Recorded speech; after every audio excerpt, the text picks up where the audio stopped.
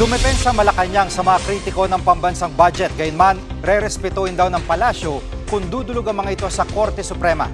Live mula sa TV5 Media Center, nangunguna sa balita si News 5 Palace Correspondent Maricel Alili. Maricel, kumpiyansa ba ang palasyo na constitutional nga ang 2026 budget na nilagdaan ng Pangulo?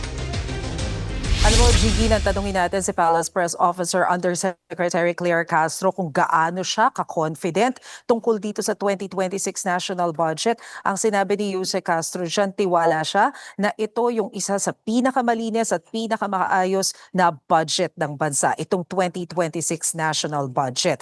Yan yung tugon ng Malacanang, kasunod nga nitong naging pahayag ni Representative Edgar Erice kung saan sinasabi niya na plano nilang magsampa ng reklamo sa Korte Suprema para questionin yung constitutionality nitong 2026 national budget. Ang sinasabi kasi ni Congressman Erice, unconstitutional yung tinatawag natin ng mga unprogrammed appropriations dahil ito yung mga items o mga programa na wala naman talagang malinaw the direct source ng pondo. Kasi as we all know, itong unprogrammed appropriations, kukunin naman ito kung magkakaroon ng excess revenue ang gobyerno. So dadalhin daw niya yan sa Korte Suprema. Pero ang sinasabi ng Malacanang, may karapatan naman ang kahit na sino na maghain ng reklamo sa Korte Suprema, pero nakahanda rin daw ang administrasyon na sugutin ito. Pakinggan natin ang pahayag ni Jose Castro.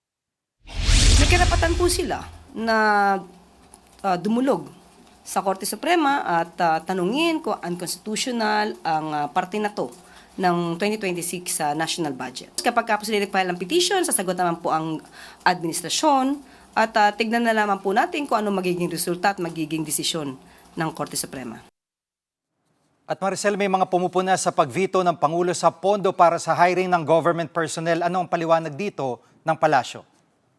Tama ka, Gigi, kasi ang isa nga sa pumupuna dyan ay ang ACT Teachers Party List Representative na si Antonio Tino, kung saan sinasabi nga niya na yung pagtanggal o yung pagveto dito sa tinatawag natin na PS requirement o yung personal services, dahil yung pondo raw, bahagi ng pondo na nakalaan para dito, gagamitin daw sana para ma-regularize yung ilang mga professors na mga state universities and colleges, dagdag benepisyo para dun sa mga military and uniformed personnels at iba pa. Pero may paliwanag kasi dyan ng Commission on Higher Education. Ang sabi ng CHED sa press briefing kanina, parang wala namang nabago dahil ito namang mga existing na mga contractual employees nila, mananatili pa rin naman dyan. Kung nakita daw nila na nangangailangan ng additional instructors o kaya naman ay mga professors, depende sa dami ng mga estudyante. Dahil kung nakikita naman daw talaga na maraming mga estudyante, syempre, pwede naman daw i-justify yung pagdadagdag ng mga employees tungkol dito. At meron din kinlaro ang Malacanang tungkol dyan. Sinasabi ni Jose Claire Castro, hindi raw totoo na natanggal talaga yung 24 billion pesos na nakalaan para dun sa mga benepisyaryo at salary increase ng ilang mga government employees. Ang sinasabi ni Jose Castro, malinaw daw sa paliwanag ng DBM na inilipat lamang ito sa tamang ahensya nang sa gayon ay mas maging smooth ang pagdidistribute ng mga benepisyo para dito sa mga government employees. Pero ang paliwanag nga ng CHED patungkol dito sa kino-question ni Representative Tino, of course, meron ding mga limitations. Pakinggan natin ang sinabi ng CHED.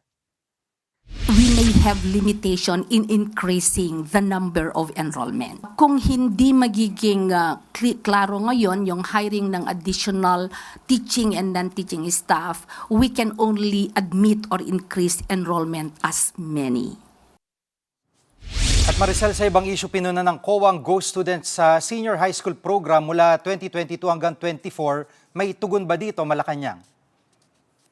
Oo, Jiggy, kanina kasama doon sa press briefing sa Malacanang si Education Secretary Sonny Angara at siya mismo ang sumagot sa isyong ito. Ang sinasabi ni Secretary Angara, nakapagsampa na rin daw sila ng kaso laban doon sa ilang mga individuals na pinaniniwala ang involved dito sa mga ghost students para doon sa voucher program ng pamahalaan. At bukod dyan, meron pa rin daw silang niluluto na additional cases. So asahan na raw na may mga susunod susunod pa silang ihahain na kaso. Pero sa ngayon, ang ginawa daw nila, mas hinigpitan nila yung pagpapatupad ng programang ito. Dati rataw daw kasi pwedeng makuha na ng advance yung benepisyo para sa programang ito. Pero ngayon, dino-double check na muna nila yung database bago pa ma-release yung pondo para sa programa. Sa pamamagitan daw nito, may ensure nila na hindi ghost students o hindi ghost beneficiaries yung mapapagbigyan o makikinabang mula dito sa programang ito. Kanina, parang nagpasa rin naman si Yuse Claire Castro tungkol sa usaping ito. Ang sabi ni Yuse Claire Castro, maigi na lamang daw at naitalaga na si Secretary Angara sa DepEd kaya nadiskubre yung tungkol dito sa report ng COA. Matatandaan kasi natin na base doon sa report ng COA, yung year kung saan nadiskubre itong mga ghost students na ito ay panahon pa kung kailan si Vice President Sara Duterte yung nakaupo pa sa nasabing ahensya. Jiggy? Yan pong ulat ni Maricel Alili live mula sa TV5 Media Center. Mga kapatid, Jig Manikad po, pagdating sa mahalagang balita sa loob at labas ng bansa, dapat una sa lahat, mag-follow at mag-subscribe na sa social media pages ng News 5.